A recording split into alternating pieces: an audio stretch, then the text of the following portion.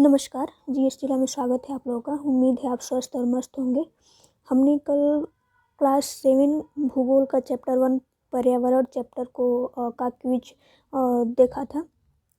आज उसका सॉल्यूशन देख लेते हैं, आंसर की देख लेते हैं कि किसका कौन सा सही है।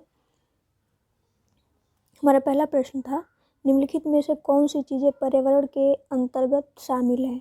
ये चारों में से 4 ऑप्शन दिया है, पूछ रहा है कि इसमें से कौन सी चीज़ें पर्यावरण के अंतर्गत शामिल है।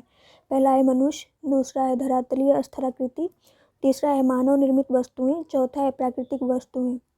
ऑप्शन ए है 1, 2 और 3, ऑप्शन बी है 2, 3 और 4, ऑप्शन सी है 2 और 4, ऑप्शन डी है उपरोक्त सभी।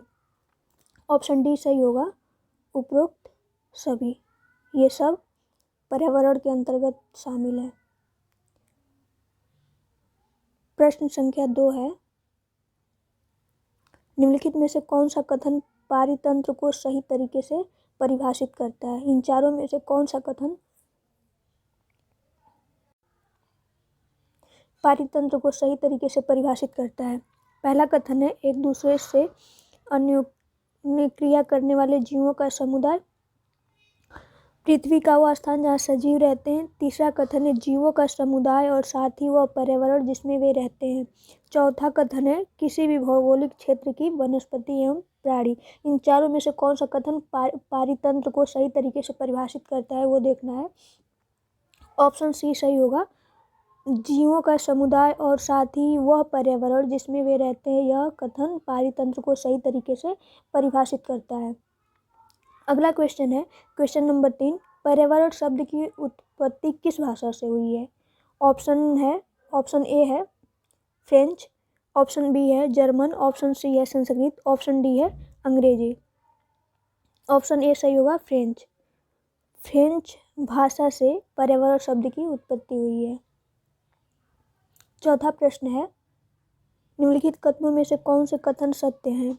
पहला कथन है, पृथ्वी के वायुमंडल का अस्तित्व उसके गुरुत्वाकर्षण बल के कारण है। दूसरा कथन है, वायुमंडल में परिवर्तन होने से मौसम एवं जलवायु में परिवर्तन होता है। तीसरा कथन है, पादप एवं जीव जंतु मिलकर जैव मंडल का निर्माण करते हैं। ऑप्शन ए है 1 और 2, ऑप्शन 1 और 2, ऑप्शन बी है 2 और 3, ऑप्शन सी है 1 और 3, ऑप्शन डी है उपरोक्त सभी। चौथा का ऑप्शन डी सही होगा, उपरोक्त सभी। ये सभी सत्य हैं।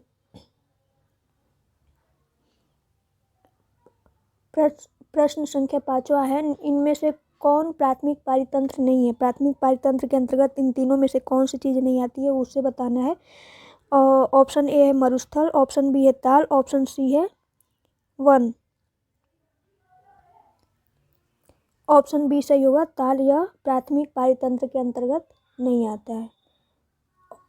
छठा प्रश्न है, इनमें से कौन सा मानवीय पर्यावरण का घटक नहीं है।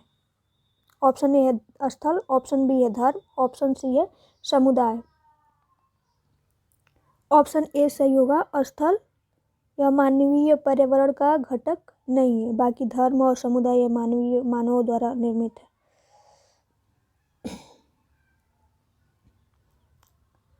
प्रश्न 7वां है, इनमें से कौन सा मानव निर्मित पर्यावरण है। ऑप्शन ए है पहाड़, ऑप्शन बी है समुद्र, ऑप्शन सी है सड़क। ऑप्शन सी सही होगा, सड़क यह मानव निर्मित पर्यावरण है, बाकी पहाड़ और समुद्र यह प्राकृतिक है। 8वां प्रश्न है, प्रश्न संख्या 8वां, इनमें से कौन सा पर्यावरण के लिए खतरा है। ऑप्शन ए है पादप वृद्धि, ऑप्शन बी है जनसंख्या वृद्धि, ऑप्शन सी है फसल वृद्धि। ऑप्शन बी सही होगा, जनसंख्या वृद्धि यह पर्यावरण के लिए खतरा है।